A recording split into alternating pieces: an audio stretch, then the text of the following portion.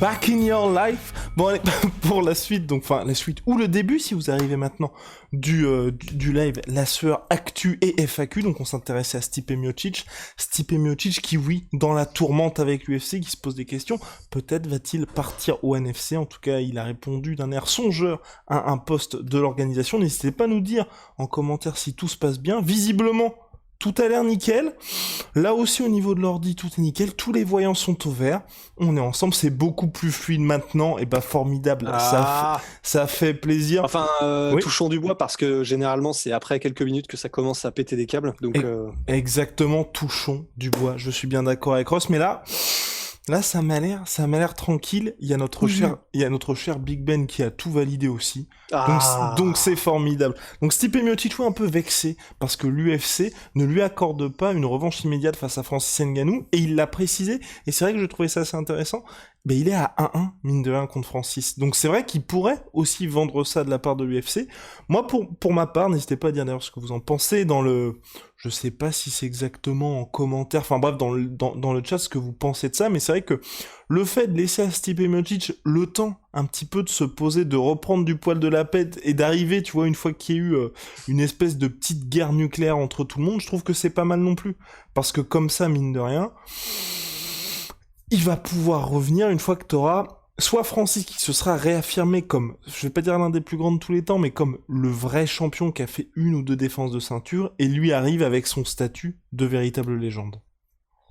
Et puis, mais je trouve qu'il y a aussi un truc qui, pour moi, va à l'encontre de ce que essaie de vendre Miocic, qui est du coup un 3e combat contre Ngannou parce qu'ils ne sont à 1-1. C'est que il a utilisé du coup lui-même l'exemple de Daniel Cormier versus lui-même. Du coup, il y a la trilogie. Et le truc, c'est que les déroulés des combats sont aussi beaucoup plus, comment dire, le 2e et 3e combat, c'était beaucoup plus serré, quoi. Donc oui, il y a eu des finitions, mais les combats étaient vraiment serrés, c'était très disputé, et du coup, bah, tu te disais, ouais, clairement, avec quelques ajustements, Cormier, le 3e, il peut le gagner, et avec des ajustements qu'il a réussi à faire, bah, il peut aussi vraiment, comment dire, mettre le clou, Stipe Miocic. La différence, moi aussi, je trouve, elle est aussi là, c'est que le 2e combat contre Francis Ngannou, qui est le dernier en date, bah, c'est même pas, c'était juste un massacre, quoi. Donc, et les gens pourront peut-être répondre, bah oui, mais comme l'était le premier. Oui, mais je suis pas totalement en fait d'accord parce que pour moi le premier c'était genre t'as les 4 premières minutes ou le premier round où tu te dis ok littéralement, enfin oui c'est son surnom, mais t'avais vraiment un prédateur qui chasse un humain, tu vois. Et après, c'est juste que comme il a été vraiment magnifique dans sa manière de gérer le combat, Stipe Miocic, et ben ensuite il a retourné la veille, enfin il a renversé la vapeur et du coup c'était avec un Francis qui était mort, c'était totalement différent. Mais il y avait quand même cette espèce d'inconnu. 2e combat, on a vu que effectivement c'était le méca Francis Ngannou qui marche sur une ville, tu vois. Donc je trouve qu'au niveau des déroulés des combats, je trouve que ça va un petit peu moins dans le sens de ce que dit Miocic, je trouve, tu vois. Ouais, non, je suis d'accord avec toi, et on a Sacha donc qui nous dit « Je pense que c'est pour Stipe une bonne chose, donc qu'il y ait cette pause, même si avec toute cette préparation, Stipe perd à nouveau contre Francis, ce sera peut-être le début de la fin pour Stipe. » Après, personnellement, tu vois, moi je pense que Stipe aussi le sait, à 38 piges, c'est pas comme si là, il en avait encore pour 5 ans, tu vois. Donc quoi qu'il arrive, que ce soit victoire contre Francis, défaite contre Francis, ou même, je sais pas moi, s'il revient entre-temps que Bones devient champion, que Cyril devient champion, je pense qu'il lui reste 2-3 combats grand max à Miocic. Donc, il a aussi, à mon avis, je pense, tu vois, c'est manager aussi, hein. Le fait de se dire, il nous reste pas beaucoup de combats, donc tant qu'à faire, autant avoir le truc le plus intéressant possible. Et on en avait parlé après que quand il y avait toutes ces discussions de pourquoi est-ce qu'il y a le titre intérimaire entre Derrick Lewis et Cyril Gane, c'est que Stipe aujourd'hui il est un statut, il est un moment de sa carrière, il a plus le temps de prendre des combats intermédiaires ou je vais pas dire juste pour gagner, mais il faut que ça ait que ça signifie quelque chose pour lui, pour l'histoire et pour son histoire aussi. Ah ouais, clairement. Enfin, et je pense que je pense plus que ce soit vraiment une question d'argent simplement pour Miocic. Je pense que maintenant il est à l'abri, même si évidemment, enfin il y a être à l'abri dans le sens où oui, là, ça y est, je pense qu'il a fait des millions Miocic, mais mais c'est pas vraiment un argument valable parce que de toute façon, si on te repropose 5 millions, bah évidemment que tu y retournes, surtout quand c'est ton métier, ce que tu aimes faire, ou etc. Mais effectivement, je pense que là, il faut qu'il passe en mode Federer, Miocic, c'est-à-dire que ben il fait beaucoup moins de combats. C'est-à-dire que déjà, évidemment, comme c'était un poids lourd, un ancien champion, il en faisait peut-être un par an. Mais bah, à la limite, là, il faut vraiment qu'il se dise que c'est ce rythme-là qu'il faut garder, en fait. C'est que bah, là, qu'il laisse effectivement peut-être un peu passer l'espèce de... encore, enfin, cool que ça arrive enfin, tu vois, mais de Maelstrom de poids lourd avec Cyril Gane, Francis Ngannou, bah, Inch'Allah, John Jones, si jamais il fait un combat à un moment donné, peut-être qu'on lui proposera Miocic d'ailleurs, mais effectivement, donc qu'il soit en mode, bon, j'en prends beaucoup plus espacé des combats, mais par contre, quand je les prends, ce sera ça aura une vraie symbolique. Deux, j'ai vraiment du coup bien le temps de me préparer pour le faire. Et puis voilà, et puis 3, du coup, ça lui permet d'engranger, ce qui est pas mal aussi. Mais je pense qu'effectivement, il aurait tout intérêt à passer un peu dans ce modèle-là, quoi, niveau carrière. Entièrement d'accord. Là, selon toute vraisemblance, donc Cyril contre Derrick Lewis, enfin selon toute vraisemblance, non, c'est acté, le 7 août prochain, main event de l'UFC 265. Ensuite, eh ben, il n'y aura pas de combat donc entre le vainqueur, enfin Cyril, contre Francis Ngannou pour l'unification, donc qui arrivera en septembre, parce qu'en septembre, donc c'est l'UFC 266 avec. Et là, on sera tous les trois, je préfère prévenir, on sera en live avec Polydome, enfin même tous les quatre, parce qu'il y aura Big Ben aussi, pour assister au retour du grand frère Diaz, Nick Diaz, qui revient pour un même pas co-main event, co-main event de 5 rounds, Cocorico Nick Diaz de 5 rounds face à Robbie Lawler. En octobre, là ça y est, ça vient de tomber, donc ce sera l'UFC de retour sur la Fight Island, pay-per-view, non, enfin... Pas de pay-per-view, justement. Pas de pay-per-view UFC numéroté qui ne sera pas diffusé en pay-per-view outre-Atlantique. Bonjour à tous, il y a Saul qui nous rejoint, bien évidemment, ça va être un banger. Ben oui, ça va être un banger. Banger on banger. Bref, on sera là pour vous tenir au courant par rapport à ça. Donc en octobre, Jan Blachowicz contre Glover Teixeira, main event, co-main event, Aljamain Sterling, Petroyan numéro 2. Et ensuite, Madison Square Garden pour le retour de l'UFC et le pay-per-view de novembre. Et là, c'est là où on a peut-être le combat pour l'unification chez les lourds. Même si personnellement j'ai des doutes, je pense plutôt que l'UFC va opter pour Kamaru Usman contre Colby Covington numéro 2. Ouais, et ouais, je sais pas pourquoi, ouais, je me dis aussi, je sais pas ce que t'en penses, mais pour le combat d'unification poids lourd, peut-être même en décembre, non? Il y a pas de chance que ça se passe en décembre, parce que je me dis... Moi je dirais plutôt décembre. Ouais, l'unification monstre entre le gobeur de planète, comment dire, Francis Ngannou, et celui qui aura gagné le combat entre Lewis et Cyril Gane, je me dis en espèce de, tu sais, leur show qui font vraiment souvent, leur show vraiment de fin d'année, limite 31 décembre, je me dis pourquoi pas. Ça peut être un move de l'UFC. Entièrement d'accord. Et puis pour Miocic, tranquillement, qu'il patiente pour affronter le vainqueur, sachant que, pour finir un petit peu sur Stipe et ses amphis de départ, personnellement, moi s'il devait partir, ce serait le Bellator ou rien, parce qu'au NFC, il y aurait personne, et à part ternir quelque part, tu vois, son héritage, ce serait compliqué pour lui. Quand je dis ternir, c'est il doit rouler sur tout le monde au NFC. Enfin, il va pas faire un combat contre Vera, et même s'il s'impose par décision, tu vois, les gens, ils seront « Ah, il était quand même temps qu'il parte à l'UFC ». Alors qu'au Bellator, il y a quelques petits combats intéressants, je trouve. Enfin, intéressants, ou alors des petits sympathiques, tu vois. Même, c'est pas intéressant sportivement, mais ça fait partie des trucs où... Curiosité peut-être malsaine. Je regarderais Fedor contre Stipe Miocic, par exemple. Ouais, ça, oui, curiosité malsaine. Je pensais que t'allais dire Sergei Kharitonov, et honnêtement, je regardais par curiosité aussi. Ouais. Mais non, mais en vrai, il y a des combats, enfin, que ce soit même chez Congo, que ce soit, enfin, il y a non, il y a des combats vraiment intéressants, effectivement, au Bellator, je suis carrément d'accord. Et je suis absolument d'accord aussi que ONE FC, c'est chaud. Les poids lourds du ONE FC, c'est vrai que c'est un niveau en dessous quand même des plus grosses organisations. Exactement, et on a le A-Wire qui poursuit pour arriver vers Charles Oliveira, TBD pour le moment. Non, ça devrait être justement en décembre, Rust. Donc c'est vrai que là, on a peut-être un petit embouteillage, quoique, parce que l'UFC, c'est vrai que par le passé, a déjà fait plusieurs pay-per-view au mois de décembre. Donc c'est vrai que la carte historiquement assez importante du 31, là, si t'as Poirier et Charles Oliveira, je pense qu'ils le mettent forcément en main event. Ouais. Donc, et le titre des lourds, tu peux pas mettre ça en co-main parce que c'est quand même une catégorie extrêmement importante. Donc soit début janvier, parce que c'est vrai que l'UFC a généralement du mal par contre pour ses cartes de janvier quand ils sont des pay-per-view. À voir, en tout cas. On a quelqu'un qui a un pseudo bien trop Peggy 18 pour être prononcé ici. Je suis le seul à être hypé par Patricio Pitbull versus AJ McKee. Non, AJ McKee, pas du tout. Ouais. Ça a lieu ce week-end, et c'est vrai que là, le Bellator qui sera face à l'UFC, à mon sens, a le main event le plus intéressant du week-end, parce que pour l'UFC, là, je peux dire qu'il racle les fonds de tiroir, mais Sean Strickland contre Uriah Hall en middleweight. Non, pour un main event, c'est quand même très chaud. C'est léger. Mais surtout que j'ai du mal à comprendre pourquoi. Il y a peut-être eu un désistement, n'hésitez pas à nous le dire dans le chat, mais pourquoi Uriah Hall se retrouve face à Sean Strickland après avoir battu Chris Weidman? Bonne question. Bonne question. Mais effectivement, par contre, je suis d'accord avec celui dont on ne doit pas prononcer le nom et dont je ne connais pas le nom, du coup, notre internaute.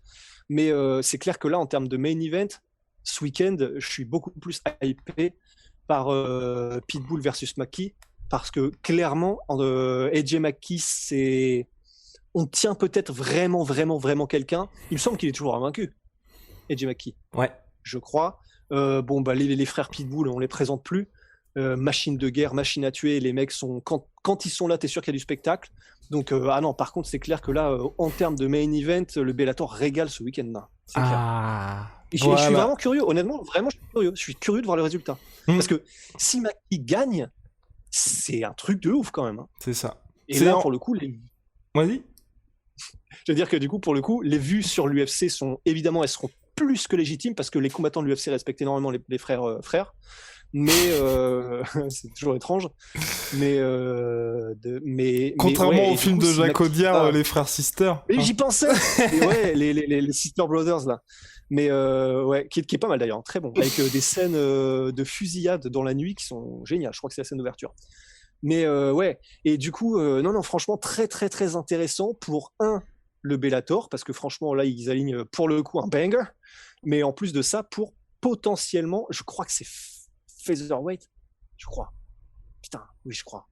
Donc pour la catégorie featherweight, c'est très intéressant aussi parce qu'on a un potentiel gros prospect pour l'UFC avec AJ McKee. Exactement, et oui, c'est la finale du tournoi. Non, même pas, c'est même pas la finale du tournoi featherweight, si je ne m'abuse, en tout cas c'est dans le cadre du tournoi featherweight.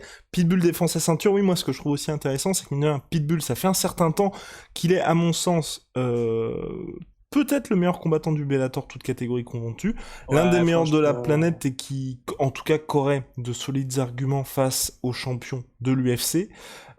Moi, je te rejoins dans le sens où c'est vrai que c'est quelqu'un, ce sera jamais une superstar. Alors que McKee, qui est invaincu en carrière, il y a quelque chose pour le Bellator, et puis même, on va dire, pour le MMA en général, qui pourrait faire, qui serait très intéressant. Soit pour le Bellator, ou soit, comme tu le dis, pour ensuite, potentiellement, à l'UFC, on peut se dire que là, il y a quelqu'un qui pourrait vraiment réussir cette passerelle Bellator-UFC, arriver on va dire, à son pic à l'UFC, et puis tout nettoyer au Bellator, donc c'est vrai que ça va être vraiment intéressant, et puis surtout que là, vraiment, un combat de ce niveau-là proposé par le Bellator, je vais pas dire qu'ils n'en ont jamais proposé, mais ça faisait très longtemps. Je vais dire peut-être depuis MVP contre... Non. Enfin, soit MVP contre Douglas Lima, soit Amosov Douglas Lima, qui est quand même un petit peu moins tardif. Ouais. Effectivement, il faudrait qu'on revoie les affiches. Oui, ils en ont fait des affiches de très haut niveau, mais là, de ces derniers temps, c'est clair que c'est celle qui, effectivement, me vient à l'esprit comme étant la plus flamboyante et la plus legit, quoi. Donc non, mais hyper. En tout cas, à suivre. De ce côté-là, mon cher Osbien, on va poursuivre sur les questions. Alors, oui... Oh là là, non, Sacha là, il y a une proposition de Sacha là qui est absolument scandaleuse. Il faudrait d'ailleurs prévenir les modos de le bannir, ce monsieur-là. Un Conor McGregor versus Donald Cerrone 2 pour le retour de Conor serait-il une bonne solution pour l'UFC pour remettre en route Conor et offrir à Donald un bon petit chèque? Ils l'ont déjà fait. Stop. Non, c'est pas possible. Ils l'ont déjà fait. Non, ils l'ont déjà fait. Comment dire, vous avez vu comment ça s'est passé. Enfin, c'est-à-dire que c'était vraiment un abattoir. Donc, est-ce que un Cowboy. Non, enfin non. En fait, quelle que soit la manière dont on retourne le truc, Cowboy Cerrone, en fait, les gens l'adorent parce que c'est une légende. Mais là, je pense que c'est la fin du Cowboy, quoi, tout simplement. Et le truc, c'est que c'était un tune-up fight, comme on dit. C'était un combat de retour pour se remettre un petit peu en jambes pour Conor McGregor lorsqu'il l'affrontait en welterweight. Là, entre guillemets, je pense que Conor, maintenant, il y aura même plus vraiment de combat de retour. Enfin, ça va être maintenant, ça va être soit Poirier, soit un très très gros nom, soit rien. Et je pense que là, comme il est vraiment en train de redescendre tranquillement, mais sûrement, Cowboy Cerrone, ça n'aura plus vraiment grand intérêt, je pense, pour l'UFC, pour Conor. Le seul intérêt, ce serait pour Cowboy parce qu'il ferait de l'argent, mais je pense que du coup, pas grand monde à part lui ne s'y retrouverait. Je partage ton avis, Rust. On va devoir attendre ça assez patiemment, en tout cas pour le retour de Conor McGregor. Et puis c'est vrai que pour Cowboy Cerrone, Qui est déjà call-out par Jake Paul, putain, ça va vite. Hein. exactement, déjà call-out par Jake Paul. Personnellement, je n'exclus vraiment pas que ce combat-là se non, fasse maintenant tôt c'est ou possible. tard. Hein. Ouais. Ouais. Ah oui, non, complètement. Là, il suffit, je pense, que Conor revienne, qu'il perde un combat, et c'est fait. Et je pense que ça se fait. C'est-à-dire que si d'ici là, Jake Paul a toujours sa hype, je pense qu'il suffit que Conor McGregor perde un combat de retour dans peut-être 7-8 mois, 8-9, et je pense que it's on. It's on. Question par rapport justement au... On reviendra là-dessus une fois que ce sera officialisé, on en a un petit peu parlé. Colby Covington, Kamaru Usman numéro 2, on parle pas mal de cette catégorie welterweight, les gens nous demandent de ce qu'on pense de cette revanche, et quel est notre pronostic, est-ce qu'on pense que Kamaru Usman va le refaire? Ouais, bah personnellement, je pense que oui. Je pense que oui, parce que même si c'était serré le dernier combat, je pense quand même que Kamaru, je pense que les juges l'auraient donné à Kamaru, je pense.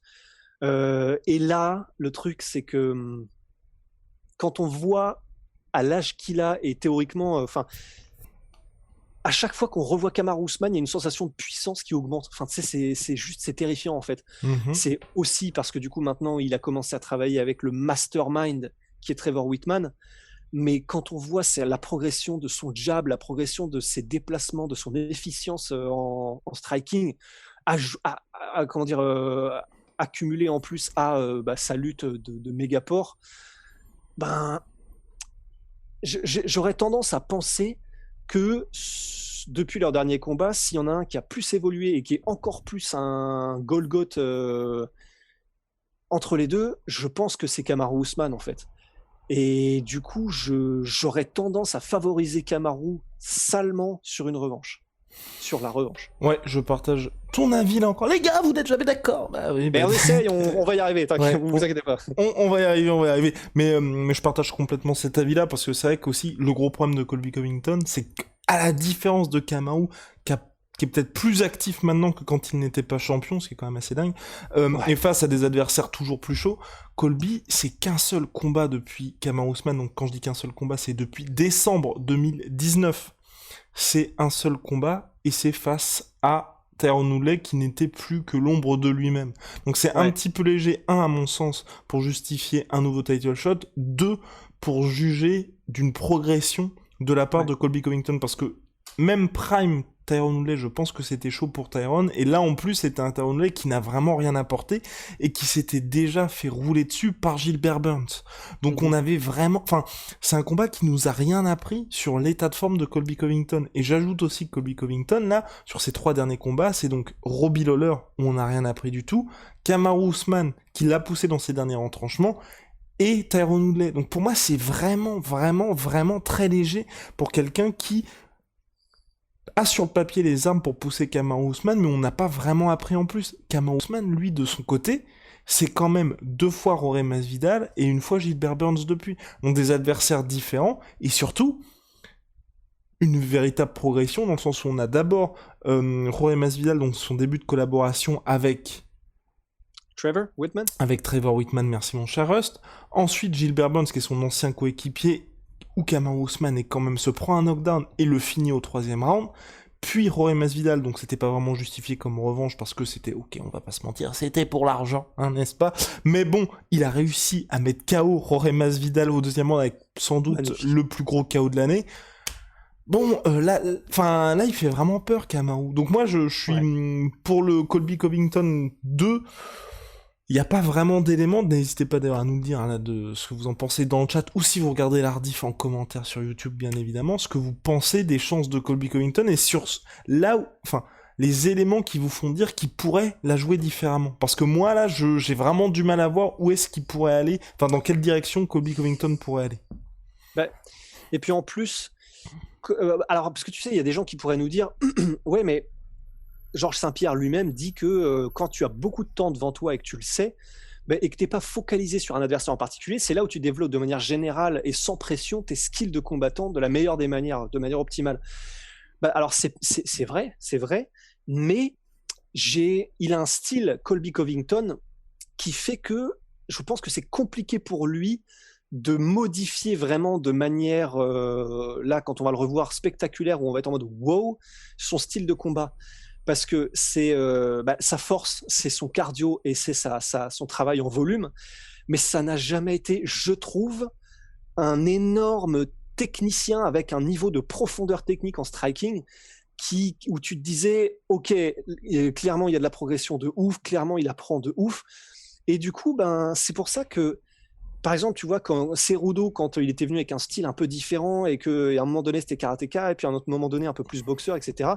Mais tu sentais que c'est quelqu'un qui venait de la lutte et qui apprend extrêmement vite et qui a des capacités athlétiques qui font que littéralement il peut absorber un style et le rendre. Colby, je ne sais pas s'il a les mêmes facultés physiques qui feraient qu'il peut changer de style. Je pense pas qu'il soit quelqu'un de particulièrement explosif. C'est pour ça qu'il a ce style tout en volume et en attrition. Et du coup, je sais pas trop ce qu'il il peut clairement apporter une nouvelle profondeur en striking, par exemple en ajoutant beaucoup plus de feintes, en changeant ses déplacements et tout ça. Donc ça, c'est clair. Mais je sais pas, j'ai pas l'impression que c'est ce qu'on va voir. Et je peux absolument me tromper. Mais du coup, c'est clair que comparé à Kamaru Usman, j'ai beaucoup de mal à voir un espèce de Colby Covington 3.0 qui va vraiment nous surprendre. Mmh. On peut se tromper, mais j'ai du mal. On peut se tromper, mais pour l'instant, c'est vrai qu'on n'a pas d'éléments tangibles qui nous permettent de nous dire on va voir un nouveau Colby Covington. Rust, oui, il y a des questions aussi sur Adesanya versus Robert Whittaker. On a pas mal de questions là-dessus. C'est vrai que le combat doit avoir lieu. En fait, là, on a un petit embouteillage pour l'UFC d'ici la fin d'année. L'UFC, oui, c'est vrai que, enfin, c'était Adesanya qui avait dit que le premier s'était déroulé à Melbourne, si je ne m'abuse, donc c'était le record de l'UFC en termes d'affluence. Marvel Stadium, exactement, Marvel Stadium. Et là, Adesanya voulait le faire chez lui en Nouvelle-Zélande. Il y a toujours de grosses restrictions liées au Covid. Moi, j'aimerais bien, mine de rien, que ça se fasse cette année quand même. Parce que ça avance un peu pour la catégorie. Et puis déjà que c'est... S'il vous plaît, ne m'insultez pas, je suis pas des masses hypés en fait, moi, par cette revanche. Ah ouais? Bah ouais, même si... À cause du combat, à cause de Adesanya qui a perdu et que du coup tu le vois un petit peu moins brillant. Bah alors déjà en fait il y a le fait qu'Adesanya, mine de rien, il est perdu contre Jan Blachowicz et qu'à la base le plan c'était quand même qu'Adesanya ne remette quasi plus les pieds chez les middleweight avant un bon bout de temps. Ça c'est Eugene Berman qui avait dit ça? C'était Eugene Berman qui avait dit ça. Bah Eugene Berman avait quand même dit Adesanya là pour la ceinture et puis ensuite on s'attaque à Stipe Miocic. Donc Eugene Berman qui est l'entraîneur d'Israël Adesanya.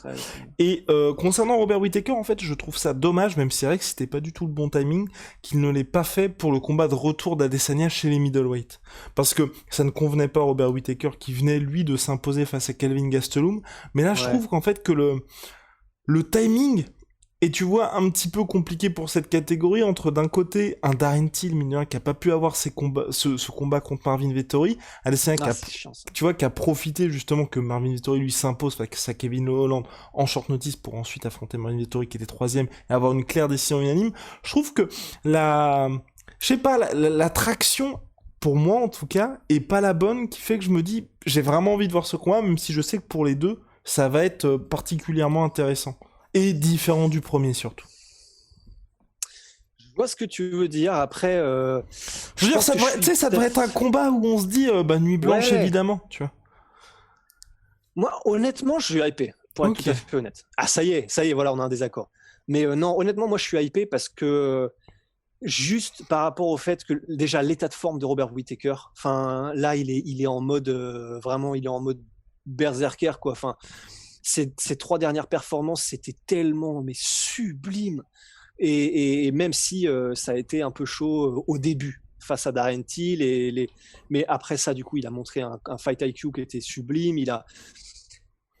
Là tout ce qu'il a montré sur ces 3 dernières prestations ça me le je suis tellement heureux de voir un Robert Whittaker qui clairement pour moi est donc un Whittaker au top que j'ai envie de le voir contre n'importe qui et surtout contre la plus haute opposition possible.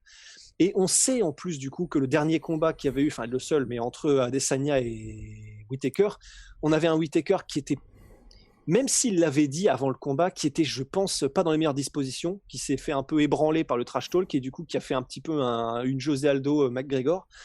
Et j'ai très envie de voir ce Robert Whittaker là en ce moment qui se réattaque à Adesanya qui a je pense pas que pour le middleweight ce soit en mode Adesanya maintenant a perdu de sa superbe, il a pu cette aura d'invincibilité parce que c'était Jan Blachowicz en fait. Enfin c'est chaud tu vois. Enfin je pense que c'est compliqué pour les middleweight de se dire ah c'est bon, il a été battu par Jan Blachowicz en light heavyweight donc c'est bon, c'est bon, on a le fil rouge et c'est bon, on va pouvoir s'en occuper à notre tour tu vois. Je pense pas que les gens se disent ça. Donc je trouve que quand même en middleweight, il a ce petit côté encore, il a encore cette petite aura Adesanya, même s'il a entre guillemets strictement fait le taf dernièrement contre Vettori. Et donc, ben l'opposition perso elle me hype parce que ça va être quand même un magnifique combat, il y a des chances. Et puis ouais, juste pour ça, parce que ça va être un magnifique combat, il y a des chances. Et c'est déjà pas mal comme raison. Louis, en tout cas pour lui, Whittaker va lutter cette fois. On a aussi Luffy qui dit si, Whittaker va nous livrer un vrai combat cette fois-ci. Bah ouais, grave, bah oui. Et c'est pour ça. Non, honnêtement, je suis hypé. Très franchement, je suis hypé. Et je sais plus qui disait qu'il a utilisé sa lutte, qu'il allait l'utiliser sa lutte Whittaker. Putain, ça se trouve, c'est vraiment moi qui suis un peu un petit merdeux, mais j'ai même pas envie en fait. Bah, mais évidemment, parce que je viens du striking, mais même, j'ai juste envie de voir, vu ce qu'il a montré, et particulièrement en striking Whittaker sur ses derniers combats, parce que c'est là qu'il a brillé. J'ai tellement envie de voir un Whittaker 4.1200.0 là, comme il est actuellement, contre Adesanya, quoi. À suivre, en tout cas, question d'Abad Lee Jingliang, bon adversaire pour Khamzat Chimaev ou pas? Je trouve ça un peu dommage, moi. Mais oui, et surtout, alors c'est peut-être parce que c'était welterweight, mais moi je suis dégoûté qu'il ait pas accepté Luke Rockhold de Khamzat. Je suis d'accord. Et surtout, oui, exactement, parce que oui, Rust voulait qu'on en parle. En parle, et ben on va en parler. Oui. Parce que oui, c'est vrai que Khamzat Chimaev, Anywhere. Bah, Anywhere peut-être, mais Anywhere, visiblement pas. Parce que, en fait, mais moi je suis un peu dégoûté parce que, on en a pas parlé, je crois, dans des podcasts précédents. Non, mais tu voulais qu'on en parle, c'est pour ça. Justement, tant mieux.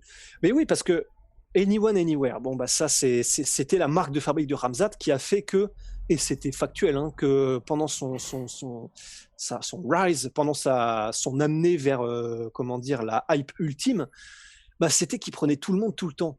Et qu'il était chaud pour prendre tout le monde tout le temps. Et c'est vrai, on en a même, nous, des histoires qui traînent, mais qui sont visiblement avérées par des témoins directs, de Khamzat qui, à l'entraînement, qui prend ok, comment on va dire ça pour ne mettre personne, mais des très hauts profils et qui sont dans des catégories de poids supérieures sans aucun problème et qui en fait son affaire.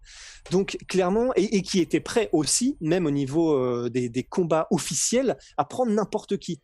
Et il était prêt à prendre des light heavyweight, Khamzat. Membre du top 5 UFC. Membre du top 5. Il était chaud. Et là, du coup, en fait, qu'on passe de tout ça, et c'est ce qui faisait son attrait à Khamzat, à Luke Rockhold qui se propose et Khamzat qui fait silence radio. Enfin, tu sais, ça coupe la chic en fait. C'est en mode, alors. Et je suis dégoûté parce que Rockhold, c'est quand même un gros profil. Rockhold, c'est quelqu'un qui fait des dingueries aussi. C'est-à-dire que, oui, son menton l'est peut-être maintenant un petit peu à désirer. Et encore qu'il combat aussi des mecs comme Blachowicz et Romero. Enfin, c'est pas évident. Mais ce qu'il fait en striking, ce qu'il fait au sol, sa fluidité dans les transitions, c'est pas n'importe qui, Rockhold. Et pour moi, qui reste quand même, donc, même s'il y avait eu les discussions avec Edwards, il reste sur Gerald Meerschaert encore, comment il s'appelle, Khamzat. Donc, même s'il y avait des discussions de combattre un top 5 en la personne d'Edwards, bah, il reste quand même factuellement sur Meerschaert. Et donc, Rockhold, ça aurait été la suite parfaite. Et là, je comprends pas. Je pense que ça doit être une histoire il veut peut-être faire ça en welterweight, mais je comprends pas. Énormément de réactions sur Hamzat. Oui, d'ailleurs, pour le combat, il y avait une question. C'est bien confirmé au niveau de la date. Donc, c'est Répier qui nous dit ça. Oui, c'est pour l'UFC 267 qui se déroulera donc sur la Fight Island d'Abu Dhabi le 30 octobre prochain. Et pour Hamzat, ouais. Il y a quelqu'un qui posait une question et qui avait une remarque assez juste et je la partage aussi. C'est vrai qu'il sort d'un Covid assez compliqué. Donc, c'est vrai que pour lui directement prendre du Rockhold, c'est difficile, mais et là, je rejoins Rust encore une fois. Il était quand même censé affronter Leon Edwards numéro 3 de la catégorie welterweight. Là, il affronte quelqu'un qui, à mon sens, doit battre. S'il ne le bat pas, clairement, les gens vont se dire c'est compliqué. Alors que si vous perdez contre Luke Rockhold ou si vous perdez contre Leon Edwards, on peut avoir l'argument de dire « Ah, il était... » Comme, par exemple, regardez TJ Dillashaw ce week-end contre Cory Sandhagen. Cory Sandhagen a perdu contre TJ, ce n'est que partie remise pour lui. Personne est en train de se dire « Ah, ça va être très compliqué. » Si Cory Sandhagen avait perdu contre... allez, non, ça, c'est peut-être un petit peu fort. J'allais dire Chris Moutinho. Contre... je sais pas, Marlon Vera. Ouais, voilà, s'il avait perdu contre Marlon Vera, là, tout de suite, vous vous dites, ok, pour le titre, ça va être un petit peu compliqué. Et c'est à mon sens là le problème pour Hamzat, c'est qu'il était sur une ascension tellement fulgurante et tellement rapide, que là, il rentre dans le bain, il devient presque un combattant comme un autre. Regardez, par exemple, Cyril, il a vu une longue pause entre son combat de Corée du Sud et ensuite le combat de décembre, donc c'était plus d'1 an sans combattre, et quand il est revenu, numéro 7 mondial, Junior Dos Santos, et l'ascension fulgurante se poursuit, du coup, vous ravivez un peu la hâte, la hype. Wow. La hype. La hype. Ouais, c'est vrai. Pour Hamzat, compliqué la hype. C'est parce que c'est un bon combattant, Li Jingliang, et personne ne le connaît. Donc en fait, c'est hyper risqué. Et puis en plus, j'ai envie de dire, oui, il sort d'un gros Covid, et si c'est pour ça qu'ils mettent Li Jingliang en face, j'ai envie de dire, bah oui, mais si jamais il combat et qu'il démonte Li Jingliang, on parle de Hamzat, et donc je pense que tout le monde, les fans, l'UFC, parce qu'il est connu pour ça, et Hamzat va être obligé, il va combattre 2 mois après, même pas. Et je pense pas que 2 mois après, même pas, si c'est une forme très serrée et que c'est pour ça qu'il est à moitié timide là-dessus, c'est le lendemain, quoi. Parce que c'est pour ça que je comprends pas trop. Si c'est à cause du Covid, et que du coup il est pas encore en forme, attendons encore 6 mois, c'est triste et c'est terrible. Mais là, s'il combat Li Jingliang et qu'il recombat 2 mois après, je pense pas que ça fera une grosse différence si c'est physiquement que ça pêche, tu vois. Ouais, et remarque aussi de Rano38, je pense aussi que c'est ça. Il est clairement plus prudent, il y a quelque chose que seul lui et sa team savent sur sa vraie condition physique. Ouais, c'est sûr, c'est quasiment sûr qu'il y a ça aussi. C'est quasiment sûr qu'il y a ça aussi, Mais du coup, je sais pas, on a presque envie de dire, dans ces cas-là, attendons, parce que c'est vrai que, je sais pas, qu'est-ce qui serait mieux entre attendre ou Li Jingliang? Je sais pas. Parce que si on le voit là, Hamzat, et qu'il est très diminué à 20 ou 30%, et qu'il livre une prestation terne, ça fera plus de mal que de bien sa carrière, quoi. C'est exact, c'est la fameuse mentalité de Fernand qui dit mieux vaut tomber vers l'avant plutôt que vers l'arrière. Et d'ailleurs, Bioshock qui nous fait aussi une remarque pertinente, c'est mieux de tomber contre un top 5, ça casse pas la hype. S'il perd là, par contre, ça craint. Bah oui, de ouf. Bah oui, parce que Li Jingliang, le problème, c'est que là, tout le monde est hypé parce qu'il allait combattre Edwards. Je pense pas qu'il y ait beaucoup de... Même pas casual, mais je pense que là, les gens qui nous écoutent là, à mon avis, la plupart connaissent peut-être Li Jingliang, ou en tout cas, on a entendu le nom. Mais il n'y en a pas beaucoup. C'est pas quelqu'un qui est connu, c'est pas quelqu'un qui a une hype spécialement. Donc c'est étonnant, quoi. C'est très étonnant. Mais étonnant alors. Étonnant alors. Mais honnêtement, je pense qu'ils auraient pu, en middleweight ou en welterweight, trouver quelqu'un qui avait une hype, même s'il n'était pas dans le top 15. Je pense qu'il y a des gens qui doivent avoir une hype sans être dans le top 15. On va se trouver, tu vois, sur 2 catégories en plus. Ouais, mais mine de rien, il y aurait peut-être eu potentiellement, même si on n'était pas trop favorable, à Nick Diaz. Mais enfin, tu vois, en fait, je veux Ouais, ben... juste quelqu'un qui aurait un petit peu apporté soit le retour de la hype en termes médiatiques, ou alors sportivement. Et Luke Rockhold, En plus, il franchement... était chaud, Ramzat. Ben oui, Ramzat, Pour c'était Nick. chaud. Luke Rockhold, franchement, moi j'aurais trouvé ça super parce que Luke Rockhold, Mais on n'en a oui. pas parlé en podcast, mais qui est lui aussi dans une situation très compliquée avec l'UFC, parce que là, il a carrément dit, bah, soit vous me trouvez quelqu'un d'excitant, donc sportivement ou au niveau médiatique, ou alors libérez-moi de mon contrat. Enfin, c'est quand Ouais. même chaud de vous dire un mec qui est ancien champion de la catégorie, il a qu'à l'air en plus vraiment motivé, et ça pour moi ça fait plaisir, tu vois, que il puisse revenir dans sa vraie catégorie, à savoir les middleweight, et qu'il se retrouve là sur le bas-côté parce qu'il y a personne pour lui.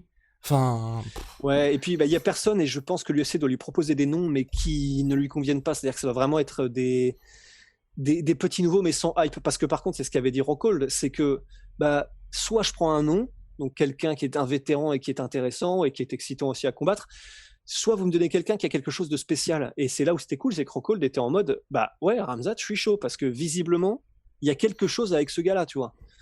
Donc, ouais, non, honnêtement. Et puis en plus, mais je le si on est comprends en pour train le de coup, le dire, Rockhold, là. Parce que pareil, ah oui, moi c'est aussi. encore le même cas de ces types qui n'ont plus énormément de combats. Donc chaque fois qu'ils vont faire Mais un oui. camp d'entraînement, ils les comptent là aujourd'hui.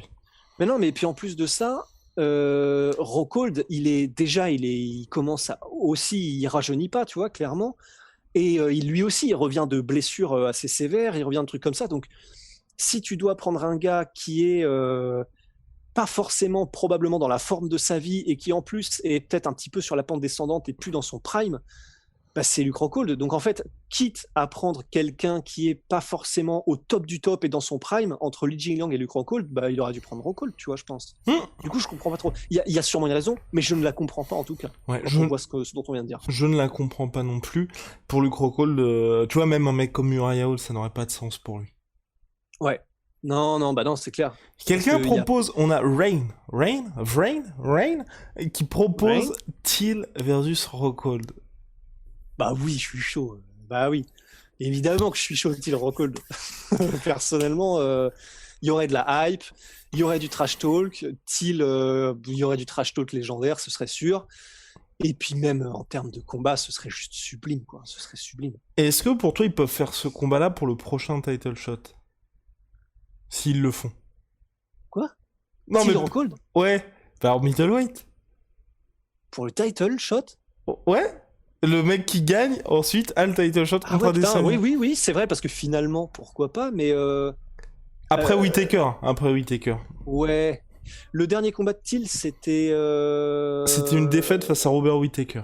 Ah ouais, c'est ça, et ça commence à remonter en plus. Ouais, c'était il y a le 25 mai dernier. Enfin, dernier, 2020. Putain, mais cette mémoire.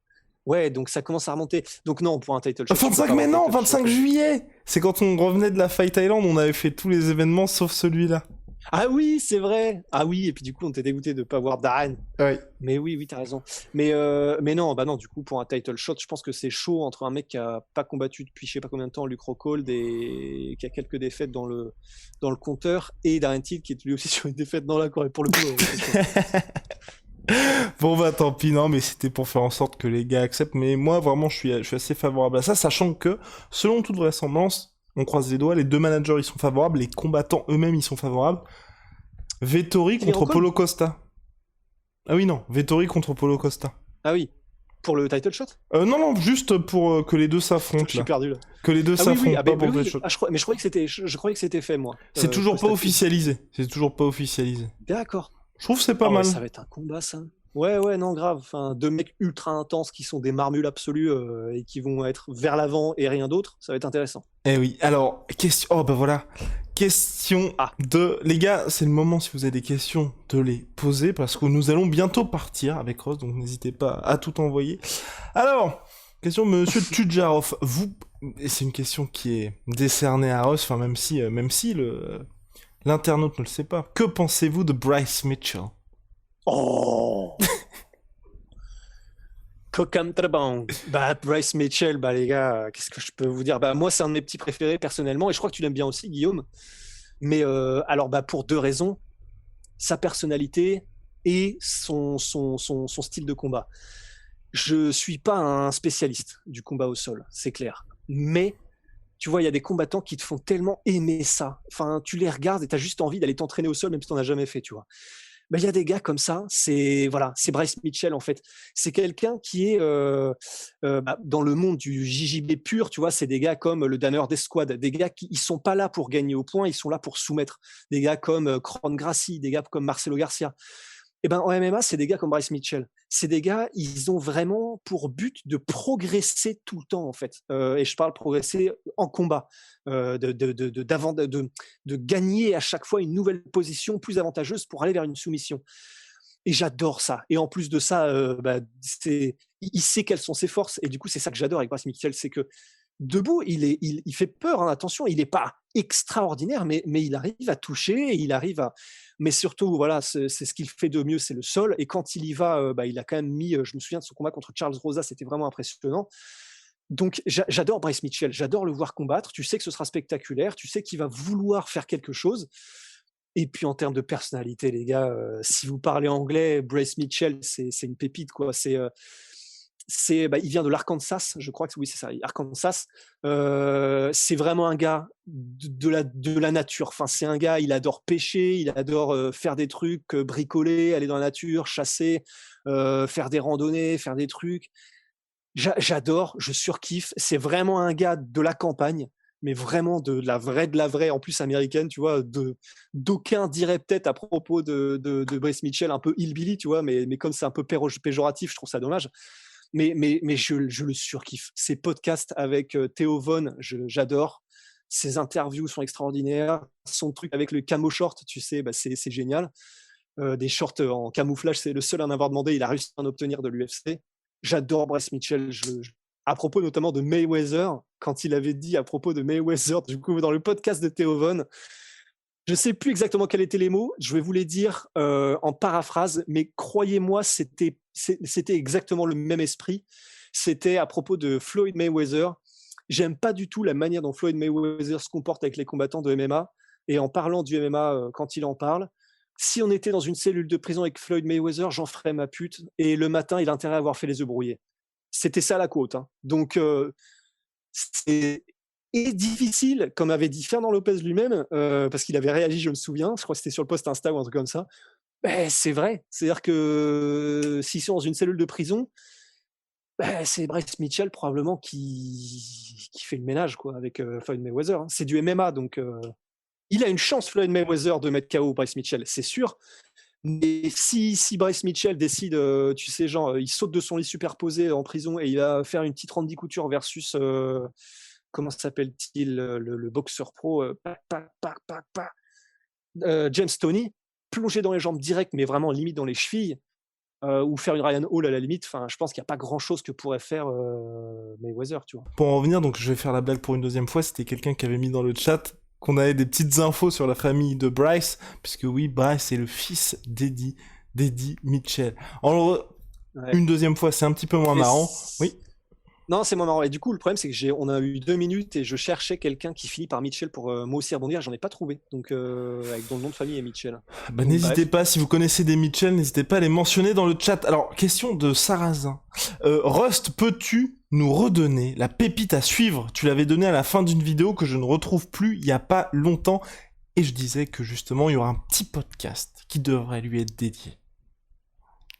Shavkat Rakhmonov. Voilà, c'est lui. Oh là là, Kazakh ou Ouzbek? Kazakh, je crois.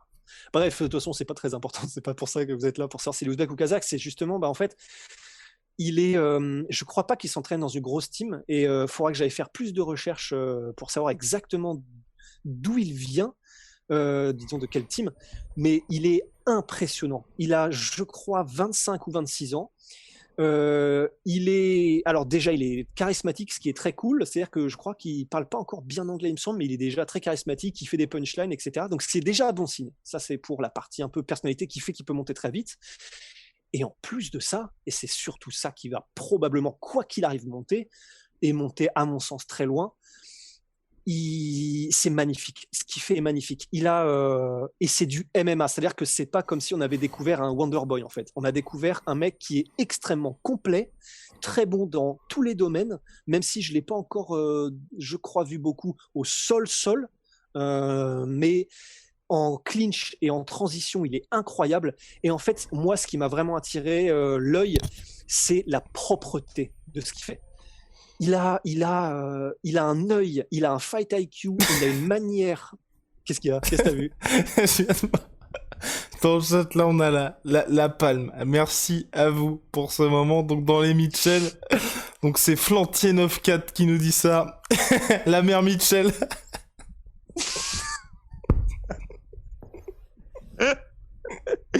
Ah putain, le sniper.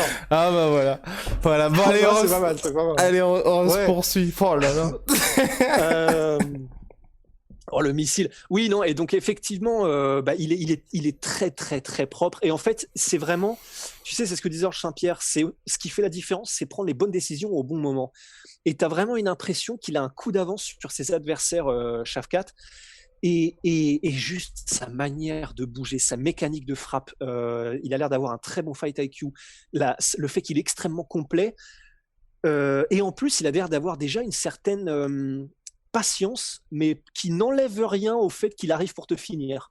C'est-à-dire que, par exemple, contre...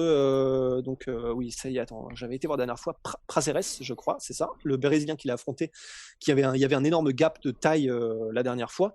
Il a été très patient, il a été vraiment méthodique et patient, mais par contre, quand il attaque, c'est vraiment, pour le coup, c'est vraiment beau à en pleurer parce que tu vois, tout est vraiment fait de la manière la plus intelligente, la plus précise, la plus impactante possible. Il a des genoux, c'est monstrueux, avec un timing incroyable. Il a une pression qui est magnifique. Il utilise parfaitement sa taille et son allonge. Et ses enchaînements en anglaise, ses transitions avec les pieds, les mains, les genoux et la lutte, et son clinch aussi est vraiment bon. Il y a un truc. Il a, je crois, le X-Factor. Bah voilà les gars, si ça ne vous a pas convaincu, je ne sais pas ce qui peut vous convaincre. Oui. R-A-K-H, je crois. R-A-K-H-M-O-N-O-F. Exactement, puis de toute façon, Google est votre ami. Je pense qu'on en a terminé pour cette petite session, mon cher Rust. On reviendra mercredi. Mercredi, est-ce qu'à 18h mercredi, ce serait possible, Rust? Je dois aller filmer un truc, je crois, mais j'espère être revenu. Et si ça le fait, on sera en présentiel au studio. Rendez-vous compte. Ça, ce serait beau quand même. Ouais. Voilà, donc on répondra à vos questions et puis on aura un petit thème, je pense, cette fois-ci. Donc n'hésitez pas, mercredi, 18h. Rendez-vous sur Twitch. Coquelette qui avait fait une petite remarque, un adversaire de prévu contre Diaz, on l'a dit, c'est Nick Diaz contre Robbie Lawler, combat en 5 rounds, revanche qui arrive 14 ou 16 ans après le premier combat. Bah voilà, la sueur brise le Twitch game, on espère bien. Non, pour l'instant c'est quand même assez compliqué, on parle quand même de mecs qui s'auto-mute. Donc voilà. Le premier live était bien meilleur, je sais bien, mais on avait Ben qui était avec nous, on était présents au studio, les gars. Ça va arriver step by step. Allez, à très vite pour de nouvelles aventures. See ya, Big Rusty. Big shout out à My Sweet Pea. Big shout out à Venom, sponsor de l'UFC et sponsor de la sueur. Allez, we are out of this game. See out of this bitch.